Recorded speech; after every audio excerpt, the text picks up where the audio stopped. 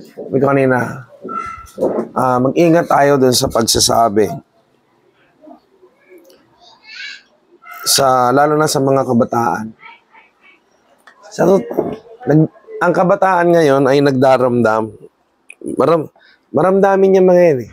Maramdamin yung itong generation na to. Mas maramdamin. Paano mas maramdamin? Ang paraan ng pananalita nung araw sa mga kabataan, ibang-iba sa pamamaraan ng pananalita ngayon. Mag-ingat ka sa sasabihin mo. Dadamdamin nila masyado yan. No? We are not belittling yung, hindi natin silang, ganun ang pakiramdam nila. Puro kayo nung araw. Puro kayo nung araw. Wala kayo sa amin nung araw. Ano yan? Hindi nadamdam nila. Iba na panahon ngayon. Hindi na ito, yung dati yon, hindi ngayon. Ayan, yan. Hindi ko rin sila sinisisi. But there is really a reality na, of course, back then is very different. Hindi ko alam kung mula nung naimbento ang bantay bata ay tumapa. No. There's a good side and there is also a not so good side. No? Nung araw, ang mga estudyante takot sa teacher. Pati ang magulang. Kapag may problema yung bata, patatawag ang magulang mo, takot na takot yung bata. Takot yung bata na papatawag yung magulang niya. At yung magulang, pag dumating, may regalo pa kay teacher na ballpen, na pilot. Ma'am, para po sa inyo, may merienda pa kay ma'am. No, ganyan. Ma'am, pagpasensyahan nyo na po yung anak ko, ha? No, ganun eh. Ngayon, hindi. Huwag mong kakantiin yung anak niya. No, baka ipatulpo ka niyan. Ngayon, ganun ngayon eh. Yun yung nagiging trend. Kaya ngayon, kahit sa public, lalo na sa public, no, maraming takot ng magdisiplina. Nung araw, naalala ko yung kamay nyo ganyan, papaluin ng meter stick ng teacher, pinguting ka rito, wala kang dalang gunting, halika rito, lumabas ka, maghanap ka ng hiraman mo. Hindi ko sinasabing yun ay tama, but somehow, parang tingnan na lang natin yung output. Mas may respeto ang mga bata nung araw sa matatanda kay kumpara mo ngayon. Mas may respeto sila. Mas may respeto noon. Mas may takot noon. Yun nga, takot na nga. Pero kaya nga, way natin, good side and bad side. Tapos mapapansin din natin, sabi nga, mas stressed sila. Ngayon nga, merong mga bata, as early as 8 years old, 7 years old, clinically diagnosed depressed. Clinically diagnosed depressed. Why is that? Bakit ganun? Bakit ganun nangyayari? Because of the exposure. No? Iba talaga yung panahon nila noon. Noon, kasi yan eh. Nabasa ko itong nasabi. Good times create strong men. Strong men create easy times. Easy times create weak men. No? Hard times, it will create strong people. Kasi ang hirap ng dinadaanan nila eh. Ngayon, nung malakas na sila, katulad din minsan, sinasabi ng mga magulang, parang ganito, okay lang ba? Kasya ba? Ay, doon pala. No? Yung kasabihan na, yung mga hirap na naranasan ko, ayaw ko iparanas sa mga anak ko. Is it good? Or is it bad? Hindi mo ba? Yung mga anak ko, sinasadya kong makaranas ng hirap. Kasi nga, difficult times produce strong men. Minsan, dahil doon sa ating isip na yung hirap na naranasan ko, ayaw ko maranasan ng ating mga anak. Kaya minsan naman, we tend to allow them to live masyadong comfortable. Eh ngayon, yung too much comfort nga, easy times, madadaling panahon, it will create weak men. Kaya tingnan niyo po, yung minsan yung sinasabi natin, ayan, lumaki spoiled brat kasi yan. Masyadong alaga, ayaw mahirap, Kaya tuloy, yung bata, yung pagiging spoiled brat niya, eventually, ang nakikreate na person, hindi ganun ka favorable. Ngayon po, yung mga kabataan naman ngayon, kasi, at ito, madalas kong sabihin, always find a way to win. Kasi we can prove in many ways that the times before is a lot more difficult than today. Nung araw, pag magme-mentor ako, maraming natatanda, sabihin ko rito, ilan ang inabot pa ang bahay nilang walang gripo? Ang dami magtatas ng kamay. Yung kailangan mo pang mag-igib sa poso para magkaroon ka ng tubig. Ilan sa inyo ang nakaranas ng bahay na wala pang kuryente nung araw? Meron. Samantala ngayon, yung mga bata, sanay nang may gripo, hindi ka na mahirapan. Sanay nang may kuryente. No? Hindi naggagasera. Hindi mo kailangan bumili ng gas, kandila para magkakuryente. No. Sila, yung common mag-ulam ng karne. Nung araw, hindi. Kaya nga nung araw, merong kasabihan, mamamantikaan na naman ang labi ko. Di ba nung araw? O piyestahan, mamamantikaan na naman ang labi ko. Kasi yun lang yung panahon na makakakain ka ng karne. Pag may piyestahan, pag may handaan. Kasi hindi common. Eh ngayon, litsong manok. Litsong manok, common na lang. Ano na yan? Yun ang pumalit na minsan sa sardinas ng ibang medyo kaya-kaya. Yan ang sardinas ng middle class ngayon. No? Nung araw, sardinas talaga. Ngayon, pag walang may ulam, chokstogo na lang. Pakuha ka na lang, chokstogo na lang. Nung araw, pag litsong manok, handa na yan. Kaya dati, no Brad, nung mga bata pa tayo, anong masarap na ulam? Fried chicken. Laging fried chicken. Ngayon, common ang fried chicken. Hindi na yan. Kaya yung fried chicken, may nagtitinda na nga sa kanto, fried chicken. Di ba? Normal na. Madali na. Nung araw, pag kailangan mo mag-research, punta ka library. Ngayon, ganyan ka sa cellphone mo. Kumbaga, all the comfort, kung ibabagsak mo dun sa dati, andito ang advantage. May tubig lagi, may kuryente lagi, mas easy ang pagkain. Eh dati, kailangan mo pang magkasakit para makainom ng soft drinks. Eh ngayon, kung mag-milk tea ang mga yan, mayat maya. Di ba? Amen. Ganon eh. Pero bakit sasabihin nila, hindi nyo naintindihan hirap ko. Hirap na ako. Di ba? Kaya maraming matatanda ngayon, nagtataka. Bakit ka hirap na hirap? Nung araw, wala lahat yan. You have all the advantage. Hindi natin sila masisisi. Hindi naman nila alam yun eh. Tayo, kaya natin kaya i-compare because nandun tayo sa panahon na yon. Alam natin yon. No? Yung anak ko, pag pinakitaan mo ng tape, cassette tape, sasabihin niya, ano yan? No? Na kapag gusto mong pakinggan, ngayon, pag gusto mong pakinggan sa umpisa ulit, gaganunin mo lang eh. Dati, i-rewind mo pa, hintayin mo umikot. Kinain pa. Oh, minsan, ano ko po kinahain, patay. Makita mo, buhol-buhol pa yung Bubuksan mo yun. No, bubuksan mo yun. O pag matatalino, yung pag nasira yung rewinder, kukuha ng lapis, iikuting. Di ba? Scientist ka. Oo. Paraan. Hindi nila Paraan nun eh. Oo. Hindi natin sila masisisi eh. No? Ngayon, meron din silang problema, iba. Iba sa problema natin. Iba. Kasi ngayon, nabuhay sila doon sa panahon na merong heart button, like button. Eh tayo sa atin, sige, wala tayong pakialam. Sila, may paki sila ron. Nasasaktan sila ron.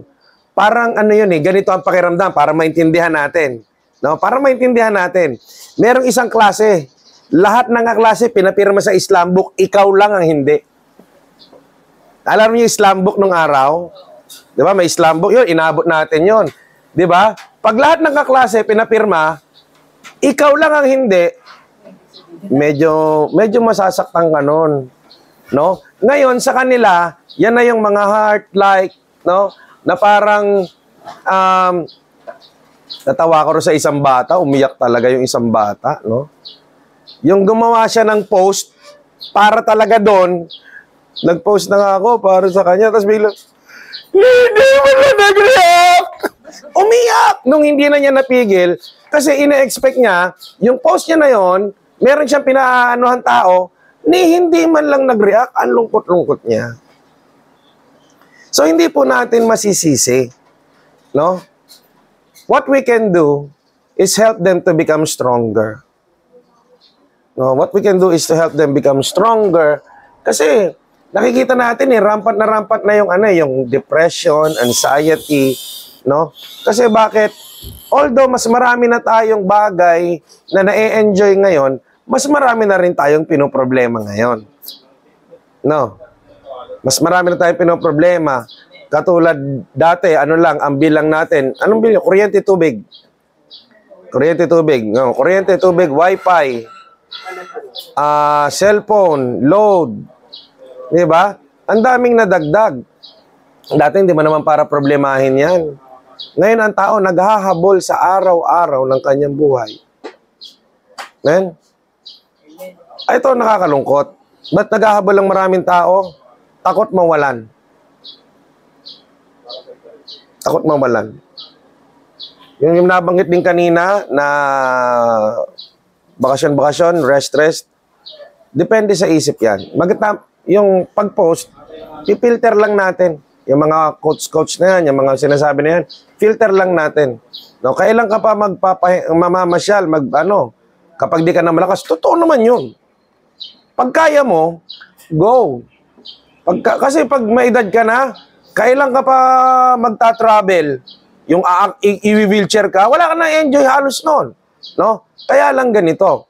Tandaan natin yung prinsipyo. Dapat naman din, wag mo naman ubusin dyan. Wag ka naman puro ganyan. Tandaan natin prinsipyo ng Panginoon. Ilang araw siya nagtrabaho? Ilang araw nagpahinga? Mas marami trabaho kaysa pahinga. Yung iba naman kasi, puro gala, puro ganyan na, puro yun na pinagana. Mas marami trabaho. 6 na araw trabaho, 1 araw pahinga. Okay naman yan. Kailangan din yan. Ba't tayo nagpapahinga? Ito rin yung mindset of rest. Rest is part of work. Rest is part of work. If you do not rest, you cannot work. Time will come. You cannot work. Si Ariel, hanggang ngayon, kanina pa ako pinagsasabihan, Pastor, kailangan mo magtalaga ng araw na bakante. Kasi nga, with my responsibilities in the school and in the church, Monday to Friday may pasok, Sabado, Linggo, puno rin. Nag-aaral ako. Tapos may school pa akong isang inaasikaso sa Bible schooling. Bukas 2, sabay ang klase ko. May klase ako ng Lyceum, may klase ako ng Asian Theological Seminary. Parehas 8 to 5. Tapos may mentoring ako ng 5:30. Tapos Sabado, Sunday service. May morning service, may afternoon service. Pagkatapos ng afternoon service, may outreach ng Binyan. Ako pa nagda-drive. Siyempre, minsan, Pastor, hatid mo pa bye-bye. Hatid mo bye-bye. Bago ako makauwi, pasado alas 9, alas 10 ng gabi, kinabukasan papasok ulit ako. Yes, may weekly routine. Kaya kapag ako, nakahanap ng window hours na ako makakaalis, makakagala nung ako lang, kukunin ko yun. To keep my sanity. Kailangan ko mag-reset. No? Kailangan mag-reset. Kasi if not, pag all work, katulad nito, yung mga ganyan, I have to reset. Rest is part of work. Kailangan mong mag-enjoy, kailangan mong magpahinga, magiging bugnot.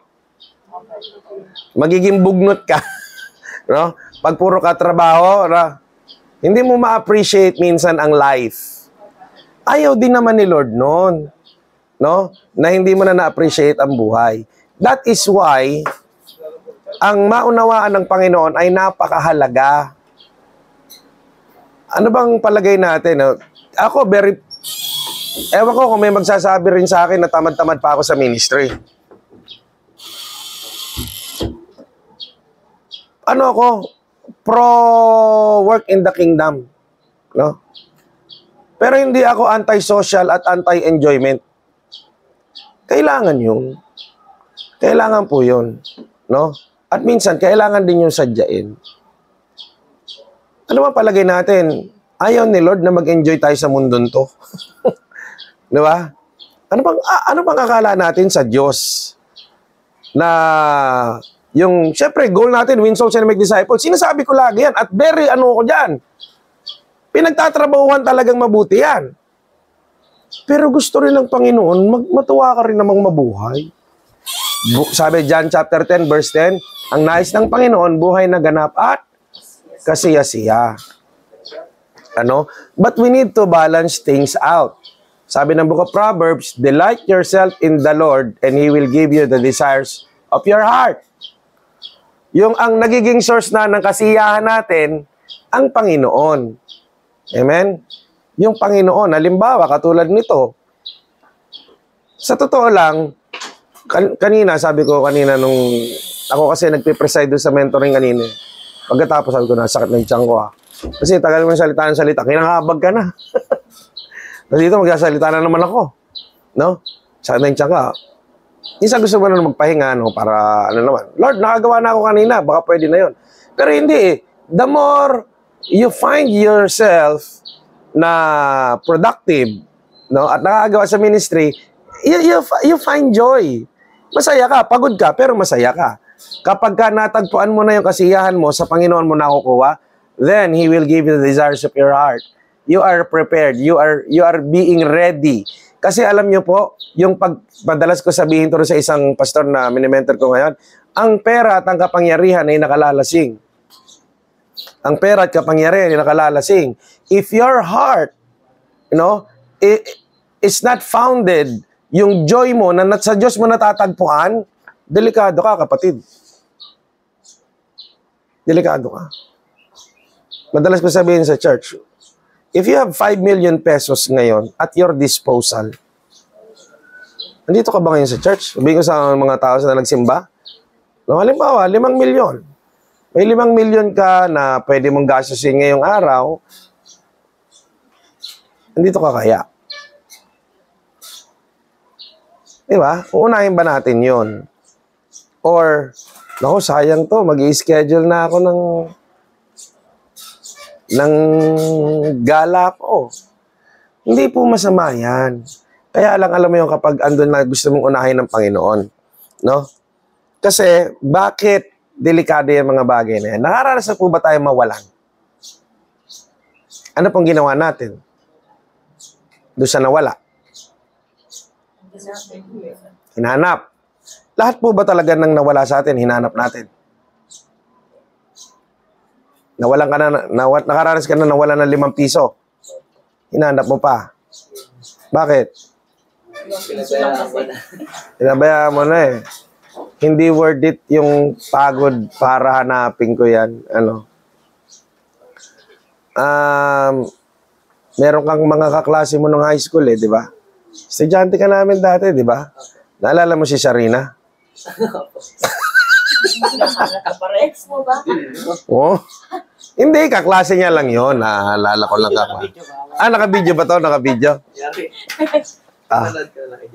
Hinahanap mo ba? Hindi. Oh. Ba't di mo hinahanap? Wala nang value sa akin. Okay, yun yung time na nag-aaral ka. Nung time na nag-aaral ka, ako naman, naging teacher mo. Ako ba hinahanap mo pa? Anong time na yun? Hindi, ngayon na. Ngayon, hinahanap mo ba si Sharina? Ako hanggang ngayon, hinahanap mo. Ba't hinahanap mo pa rin ako? Ba't mo ako pinupuntahan? Pastor ng buhay. Oh, pastor ng buhay ka. Ano? Parang buhay. Hindi, meron talaga mga ganon. Yung pastor, sabi ko nga, hindi naman ako pastor sa lahat Na miyembro sa simbahan? Hindi. Baka preacher lang ako sa'yo, pero hindi ako pastor sa'yo. Pag pastor ako, may say ako sa buhay mo. No? Kasi parang ganito yan eh, yung pastor yan eh, pastor, shepherd. Yung shepherd, may kinalaman yan sa kung anong kalalabasan mangyayari sa buhay ng tupa. Siya yung nag-aalaga. Kaya pag sinabi, huwag kang malikot, aahitan kita. Kasi ang kapal na ng balahibo mo, ang bigat-bigat na, puro ka nakuto, kailangan... Ngayon, kung hindi makikinig yung tupa na yon, sabi nga, yung tupa nakikinig sa pastol. No? So ngayon, yung iba, preacher lang ako, matutuwa sa message, pero andun ba, papakinggan mo ba talaga? May save ako sa buhay mo? Hindi ako pastor lagi sa buhay ng lahat. Maaari preacher ako, pero hindi ako pastor. Ngayon, hinanap mo ako. Pero yung dati, nakasabay mo lang din naman halos nakilala ko, di mo na hinahanap, di na mahalaga sa'yo. Tama ba? Opo. Amen. Iyan, nakarecord to. Di mo na hinahanap yun? Oh, di na. Patay ka pag hinahanap mo eh. Yari talaga. Ano? Yung mga nawawala sa atin, depende sa atin kung hahanapin natin o hindi. Ang hahanapin mo lang, yung mga bagay na tinuturing mong mahalaga. Pag hindi yan mahalaga sa'yo, hindi mo na yan para hanapin. Tandaan natin yan, ha? Established. Totoo naman yun, di ba? Yung hindi mahalaga sa'yo, hindi mo para hanapin. Yung tropa mo, halimbawa, mahalaga sa'yo yung tropa mo, tagal na kayo hindi nakikita. Nagawa ka na para hanapin mo, tol, ano, saan ka na? Balita na sa'yo. Mahalaga sa'yo eh. Kamag-anak mo. Pero there are some people na malaman mo man o hindi mo malaman, wala kang pake. It speaks, hindi lang ganun na yung kahalaga. Mga gamit. No? Kako nga, pag cellphone nang naiwan sa church, babalikan talaga. Pero minsan, Bible niya yung naiwan niya, okay lang, next week, andun pa rin naman yun. No? Hindi mahalaga. May babasahin ako. Very famous. Jeremiah 29:13. You will seek me and find me when you seek me with all of your heart. Matatagpuan lamang natin ang Panginoon kung hahanapin natin siya ng buong puso. Ito tanong. Hinahanap ba ng mga tao ang Diyos? Lalo na, hinahanap ba ng buong puso? Amen? Hinahanap ba natin ng Diyos ng buong puso? Andun ba yung lalim ng pagpapahalaga natin sa paghanap natin sa Panginoon? Ingat, bro. Because if not, no, sabi nga natin, ganito, sino bang tao tatanungin natin na mahalaga ba Diyos? Ano sagot? Oo naman. Hinahanap ba? Kadalasan, pag may kailangan. Di ba? Sabi nga natin, in-establish ko kanina, kaya in-establish ko muna yung kanina eh.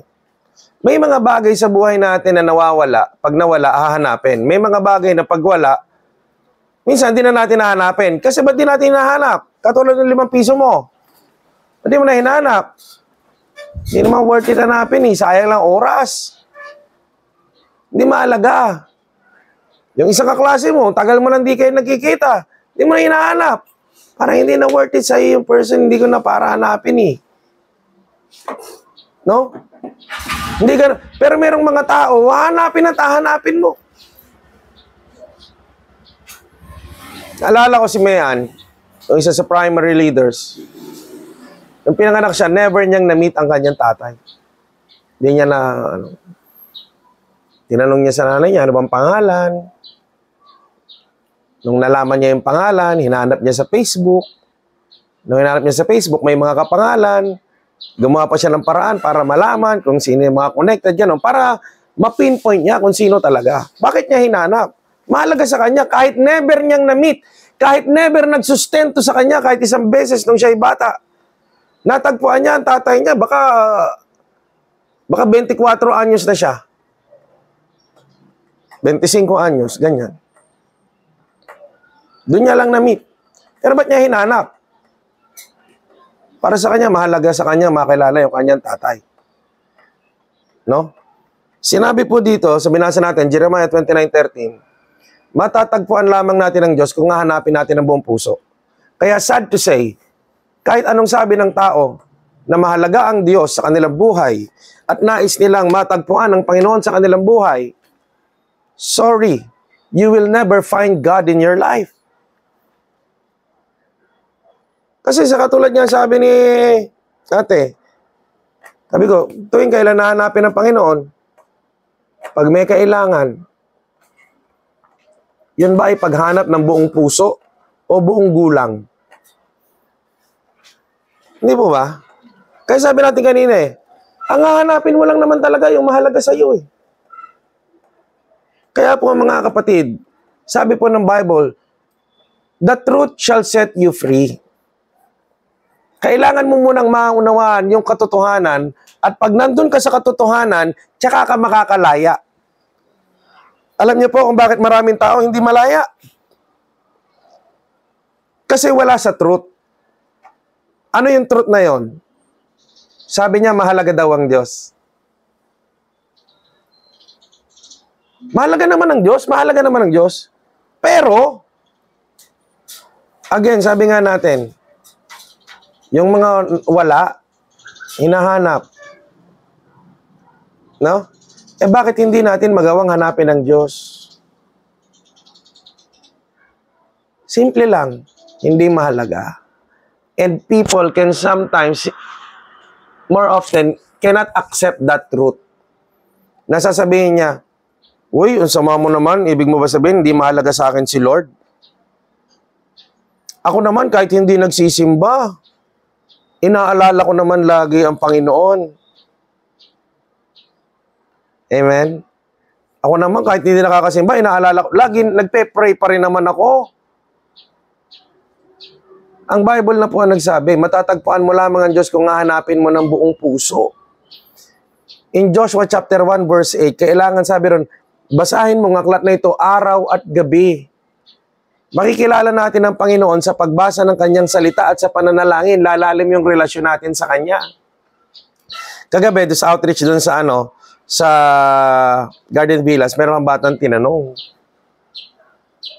kilala mo ba talaga si God? Kilala mo ba talaga si God? Sabi, opo. Sino siya? Si Jesus Christ. Sino siya? Nasa langit. Okay. Kilala mo siya talaga? Opo. Si Manny Pacquiao, kilala mo? Opo. Kilala ko rin po yun. Sino naman yun? Boksingero po yun. Ano pa? Senador po. Anong paborito niyang pagkain? Hindi ko po alam. Anong tunay niyang pangalan? Hindi ko po alam. Saan siya nakatira? Hindi ko po alam. Hindi mo alam. Kala ko ba kilala mo?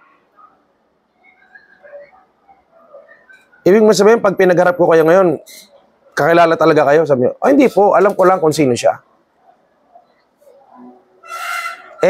Yung mga bata na yun, magtotropa nang dumating, may plan. Eto, kilala mo ba to? Kilala mo? Dito lang po kilala ko, hindi ko po kilala yan. Medyo kilala ko lang po sa pangalan. Pero ito po talaga. Sabi, yan ba best friend mo? Opo. Hulaan ko, sabi ko sa kanila, alam mo kung bakit yan ang best friend mo? Sabi ko, ito kilala mo, pangalan nanay. Marami siyang alam tungkol doon sa isang bata. Sabi ko, alam mo kung bakit ka mas maraming alam tungkol dyan? Tungkol sa kanya? At kung bakit mas siya sa kanya ka pinakamalapit? Siguro mas matagal mo nang kakilala yan, no? Opo, siya, matagal mo na po ito kakilala. Siguro siya yung mas madalas mong kasama, no? Opo. Siguro siya yung mas madalas mong kausap, no? Opo. Kaya mo yan mas kakilala. Alam mo, sino pang mas kilala mo talaga? Yung magulang mo. Kasi mas matagal kayo magkasama, mas madalas kayo magkausap. Kaya the same thing with God. Masasabi rin natin na nagkakaroon tayo ng tunay na pagkakakilala sa Panginoon kapag madalas nating kausap ang Panginoon. Pero kung hindi natin madalas kausap ang Panginoon sa pananalangin at pagbasa ng kanyang salita, sad to say, hindi po natin kilala ang Panginoon. Eh ngayon sabi, paano natin siya matatagpuan? Kung hahanapin natin ng buong puso. Eh kako, tingnan nyo to ha. Napakaraming tao magsasabi na maunawa naman ako ng Lord kung hindi ako makapagsimba. Sasabihin ganito ha. Regardless yan, whether face-to-face or online.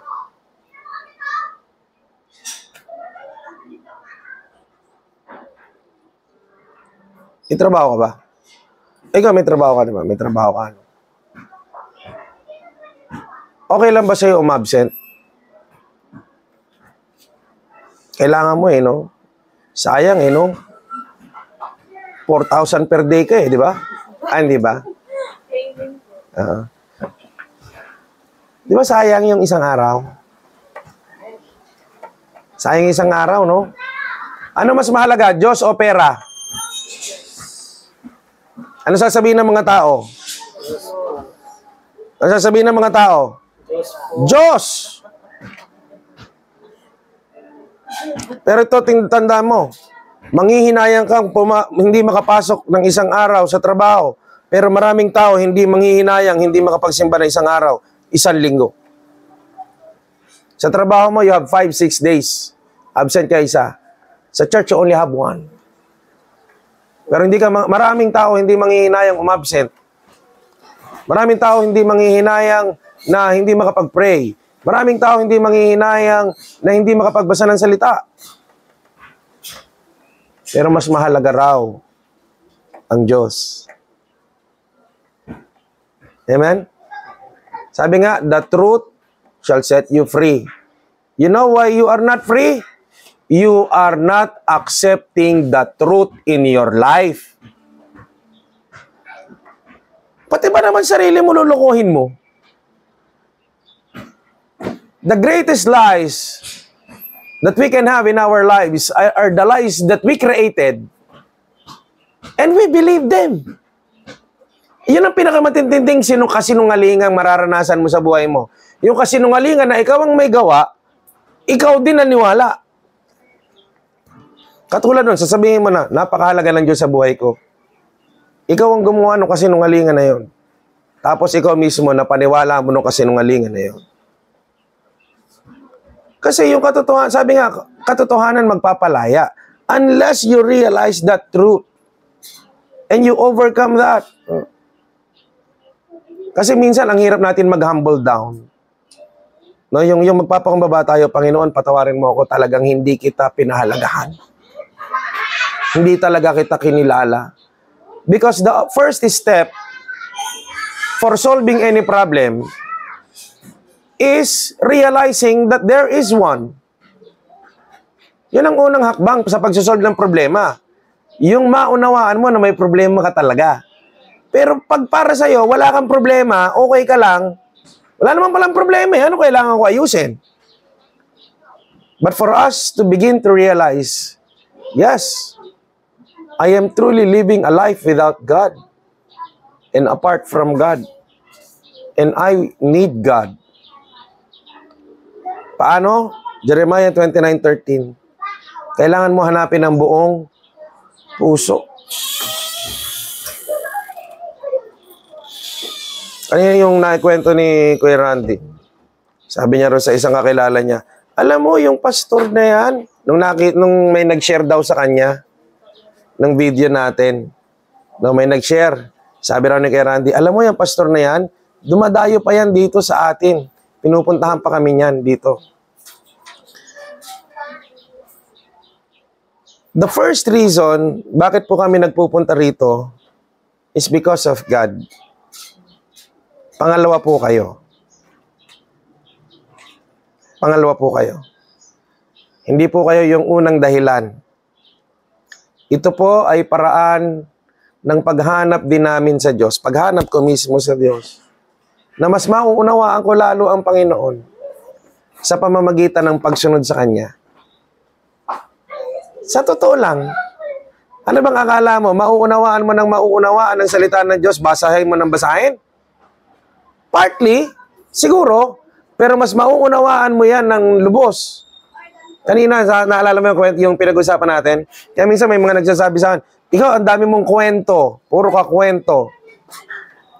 Masasabi mong nauunawaan mo talaga yung isang bagay kapag naandun ka talaga. Sabi ko dito kanina, alam mo yung bagong graduate ng engineer, no? Hindi yun agad pinababayaan magtayo agad ng bahay or building, sarili niya. Kailangan minsan ma-experience pa yun. No? At yung tao, yung engineer na nakapagtayo ng marami, yun yung mas may kredibilidad ng pagiging engineer niya na dahil ando na tayo niya eh. Pero alam mo, pwedeng nag-aral ka na nag-aral ng maraming theoretical things about engineering. But if you have not built anything with that study, napakahirap sabihin nauunawaan mo talaga ang pinag-aralan mo. Kasi wala kang application eh. Kaya minsan hindi mo maintindihan. Alam niyo po, mas mauunawaan natin ang salita ng Diyos sa pagsunod sa salita ng Diyos. Kaya nung sinabi ng Panginoon, humayo kayo. O sige, humayo. Nung humayo at mararanasan mo yung mga bagay-bagay sa iyong paghayo, makikita mo ang buhay ng mga tao, makikita mo ang buhay mo, mararanasan mo yung joy, mararanasan mo rin yung sacrifice, and then you begin to understand. Sa pagsunod sa Panginoon, sabi nga, paghanap ito sa Panginoon, na mas maunawaan siya lalo. Kaya po mga kapatid, kung tayo ay palaging mananatili lamang doon sa pananampalatayang hanggang bibig, ngunit hindi hanggang buhay, hindi po natin kailanman mauunawaan ng Panginoon. Hindi natin maunawaan. No? Ngayon, nasa sa atin na lamang po kung tayo ay mabubuhay sa katotohanan o hindi. Kung tayo ay, alam mo yun, we will be humble enough to truly accept the reality in our lives. Mahalaga ba talaga ang Panginoon? At hinahanap ba natin talaga ang Panginoon? Alam niyo po, nakakatawa nito, sa bawat tao na makasumpong sa Panginoon, no? Alam mo si Lord, hindi naman siya madamot eh. Pag hinanap natin siya, ang sabi ng Matthew chapter 7 verses 7 and onwards, humingi kayo at kayo'y bibigyan. Humanap kayo at kayo'y makakasumpong. Kumato kayo at kayo ay pagbubuksan. Kailangan po nating humakbang para hanapin ang Panginoon. Ano po? Wag po tayong parang maghintay lagi ng apparition. Gusto natin magpakita si Lord sa panaginip natin. Or isang gabi, pagmulat ng mata mo, makakita ka ng liwanag at makipag-usap sa iyo ang isang anghel. Kumatok po tayo. Humanap po tayo. Minsan nga nakakalungkot, di na nga natin kailangan humanap. Nagpunta na nga dito eh. Imbis na hanapin mo, tinaguan mo pa. Minsan ganun eh. Yung mga ibang outreaches, pag andyan na yung mga Aba, yung mga ayaw talagang ulit, kanya-kanyang pulas, kanya-kanyang tago. Alam mo yun, pinadadali na nga yung paghahanap mo eh. Lumalapit na nga sa'yo eh. Kaya lang tinataguan mo pa. Isa lang talaga ibig sabihin, hindi siya ganun kahalaga. Sa akin po, kung tayo nakaka-experience ng gano'n, minsan natanong ko na sarili, paano pa kung ang Diyos yung, di ba? Ano pa yung nararamdaman ng Diyos kung sensitibo siya? Masakit para sa Kanya. Kasi tayo nga kung may anak, magsisermon ka, bigla kang nilayasan. Masakit na yun. Ano pa yun na nagbibigay ka ng kabutihan, pero tinalikuran ko? Masakit yun. Kaya sabi ko nga hindi biro ang mga nanghakal.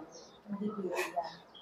Kaya sabi ko, kumaga ako sa inyo yung prayers ko, hindi po madali talaga yung ginagawa.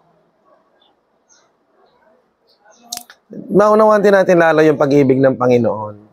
Sabi nyo, magulang ka. Nagsisermon ka. Huwag ka nang talikuran. Huwag nang talikuran. Maglagay na lang ng headset. May kakilala akong gumawa nun eh. Nagsisermon yung magulang. Ginawa yung naglagay ng headset. Sakit ho yun, di ba? Sakit yun. Wala kang respeto na, wala kang galang. Pero yung magulang na yon, tandaan natin, yun yung nagbigay ng pagkain sa'yo. Yung nagpalaki sa'yo, nagpaaral sa'yo, nagdamit sa'yo, at minahal kan totoo, lubos, maging sino ka man, anong ugali mo man. Tapos, gaganunin mo. Kaya grabe ang pag-ibig ng Diyos sa atin. Hindi lang po natin siya pinaglagyan ng headset. Tahasan, tinatalikuran mo natin ng Diyos. Pinagpapalit natin sa overtime, pinagpapalit natin sa birthday, pinagpapalit natin sa gala. Mas mahal mo yung buhay mo talaga para rito kaysa sa Panginoon. Huwag na ho natin lokohin ang mga sarili. Hindi, mahalaga si God. Inaalala ko naman siya. Diyos ko naman. Ano mas matimbang? Pera o Diyos? Aba, si God. Tinan mo nga yung paghanap mo sa pera. Hindi ka mapuknat-puknat dyan. Hindi mo mapagbigyan ng Panginoon sa iyong buhay. Abay, parang utang na loob pa ng Diyos sa'yo pag nagsimba ka. Tapos sasabihin po natin, hindi, mas mahalaga si God. The truth shall set you free. Kung gusto po natin makalaya, mabuhay po tayo sa katotohanan. Tigilan na po natin yung kakaloko natin sa mga sarili natin. Tayo mismo lumuloko sa sarili natin, kaya po tayo dito pakaon-ahon. Ano po? Pero alam nyo, napakaganda na kapag natagpuan natin ang Panginoon, pag natagpuan natin, naunawaan natin ang Panginoon, nandun tayo sa buhay ng paglilingkod, alam mo, magkakaroon ng sense ang buhay. Kasi alam nyo bakit marami nagsusumikap sa pera? Na ano? Sa totoo lang, pinaghahandaan na lang din mamatay. Pang-ospital niya, pamburol niya, pang-iwan niya sa mga anak niya, hindi ka talaga buhay. Sasabihin mo, sige, pang-enjoy ko rin minsan, pero pagkatapos nun, what are you prepared for? No? Para saan ka talaga nabuhay? Anong pinag-aksayahan mo ng panahon? How sure are you na yung bahay na ipamamana mo, hanggang gaano katagal yan sa salinlahi mo? Sa anak mo? Gaano katagal? Meron akong kaibigan na matandang yaman sa Kabuyaw. Tandang yaman. Talagang multi-millionaire. Alam nyo, nung naubos yung yaman ng tatay niya, yung lolo niya, pinamana sa tatay niya, naubos, hindi umabot sa apo eh. Hindi umabot sa apo. Wala, back to zero yung mga apo, hirap ng buhay. Back to zero. Pero alam nyo po, kapag ang may papamana natin sa buhay ng mga anak natin, ay tama at banal na takot sa Panginoon, wala ka na. Makikinabang pa rin ang anak mo. At kung ipapasa niya yun sa anak niya, makikinabang ang anak niya. At sa bawat pagpapasahan nun, hindi matatapos yun. Makikinabang at makikinabang yun. Kasi yung tamang pananaw, relasyon sa Diyos, itatama ang buhay ng tao. At pag tama ang pananaw natin, relasyon natin sa Panginoon, alam mo kahit yung pangangailangan natin, idadagdag lagi ng Panginoon, di tayo kakapusin. No? Wag tayong matakot na yung mga anak natin, paano sila mabubuhay pagdating ng araw. Pag tama ang prinsipyo niyan sa Panginoon, bawal pakainin ng tamad. Kung gusto mo mahaba ang buhay mo, igalang mo ang iyong ama't ina. Sabi ng Book of Deuteronomy, bibigyan kita ng kakayanan na magkaroon ng yaman. Bibigyan ka ng Diyos ng kakayanan. So, ang hanapin mo, kakayanan. Hindi ka huhulugan ni Lord ng 1 milyon. Sabi ng Book of Ecclesiastes, magkaroon ka ng 7 hanggang 8 na source of income. Asawa, mababae, igalang mo ang iyong asawang lalaki. Asawang lalaki, pakaibigin mo yung asawa mo. Pag lahat ng prinsipyo yan, gagawin ng tao sa kanyang buhay, ayos buhay niya. Kaya tayo nawawala minsan sa hulog because we go out of the principle. But if you will follow the principles of God, sabi niya, ang plano ko sa inyo, buhay na ganap at kasiya-siya. Kaya kung yan, may papamana natin sa ating mga anak, sa mga susunod generation, yung perang bibigay mo dyan, baka maubos yan. At baka, sabi ko nga, ang pera at ang kayamanan nakalalasing. Kapag yan lang ang meron sila, pero wala silang tamang relasyon sa Panginoon, ubos lang din yan. Ubos lang din yan. Kaya po, nawa, mag-umpisa sa atin. Yung sinabi ng Jeremiah chapter 29, hanapin natin ang Diyos ng buong puso. Araw-araw hanapin natin sa pananalangin, sa pagbasa ng salita. Lalo na ngayon, hindi naman masama ang internet at ang YouTube at ang Facebook. Every day, no, we can have access in the Word of God. Ano? So please like, follow, and share. Hindi, joke lang. No? Hindi, ang dami naman dyan eh. Mga messages ni Ed Lapis, ni Peter Tanchi, everyday. Araw-araw tayo ngayon pwedeng mag-church because of technology. Bibigyan ba natin ng oras? Gising ka na maaga, alas 5, 30 minutes. Word of God, everyday. Hindi mo na kailangan yung, pupunta, hihintayin mo pa yung may pastor o mga church leaders punta sa bayo. Everyday meron. Kung gusto mo talaga, buong puso mo nga hanapin, andyan na. Ba't di mo hanapin? Di mahalaga eh. Di ba? Subukan mo may bayad yan. Di ba? Alam nyo, meron nung ganon, may mga kumukontrata ngayon sa mga influencer, mga kukuha sila ito, panoorin mo lagi yung yung video ko. Kasi habang dumadami nanonood sa akin, may watch hours yan, kikita tapos ilalike mo na ilalike mo na ilalike. So binabayaran nito para kumita yung yung Facebook or YouTube account. Kaya siya panood ng panood kasi kumikita siya. Ganun po, share and like. No? Ngayon, kung gawin natin, pakinggan natin yung mga messages doon everyday. No? Everyday tayong pwedeng nakakapag-church. Ayun, ibig na, hinahanap natin si God. Amen? And then we keep on praying. Tapos yun, matagpuan natin, lumalim relasyon natin sa Kanya. Malalakaran natin ngayon yung plano ng Panginoon sa buhay natin. Kaya po mga kapatid, sinabi Jeremiah 29:13, hanapin natin ang buong puso, hindi buong uso. Kasi hanggang uso lang ang marami. Sana buong puso na makikita sa ating mga buhay. Sige po, tayo po yung manalangin, tayo magpasalamat sa Panginoon, aming Ama. Maraming salamat po for reminding us, Lord God, na Panginoon, bago mo kami inibig, ikaw ang unang umibig sa amin. Na ikaw ang unang bumaba dito sa lupa upang kami ay maabot. Ikaw na ang unang humanap sa amin, Panginoon. Ikaw ang unang lumapit sa amin. Kaya, Panginoon, Lord, maraming salamat na sa kabila ng napakaraming beses naming pagtalikod sa iyo, katigasan ng aming ulo, Panginoon, patuloy mo kaming hinahanap. Patuloy mong inilalapit ang iyong sarili. Panginoon, tulungan mo po ang bawat isa sa amin na hanapin ka ng buong puso sa aming mga buhay sa araw-araw upang ikaw ay aming matagpuan at ang aming relasyon sa iyo ay lalong tumibay, mas makilala ka namin ng lubos, aming Panginoon, upang ang mga buhay na ito na pahiram mo sa amin ay lalo mong maitama at magkaroon ng direksyon. Na Panginoon, ang buhay na ito tunay ay pahiram lamang at darating ang araw na ibabawiin mo ito. Upang Panginoon, pagdating sa araw na yon, nakapagbinawi na ang pahiram na buhay na ito, Panginoon, alam po namin na ang aming buhay ay nagkaroon ng tunay na katuturan, dahilan sapagkat kami nakalakad ng naaayon sa inyong panuntunan. Salamat po, Panginoon. At Lord, salamat din, Lord God, sa tahanang ito na palagi po nagpapaunlak, Panginoon, ng gawain para po sa pag-aaral ng inyong salita. Patuloy po naming dalangin ang iyong kapayapaan, ang iyong pabor at pagpapala, Panginoon, sa lugar na ito. At sa bawat tao na naririto, Panginoon, dalangin po namin, Lord God, ang kanilang mga personal na buhay. Una, lumalim sa relasyon at pagkakakilala sa iyo. Panginoon, kayo po nakakaalam ng kanilang mga problema at pangangailangan sa buhay. Dalangin po namin, Panginoon, kayo po ang magbigay katugunan, Panginoon, sa kanilang mga pangangailangan, sa kanilang mga saloobin, sa kanilang mga dinadala, Panginoon, sa kanilang buhay. Kayo po, Panginoon, ang magbigay katugunan sa lahat ng ito.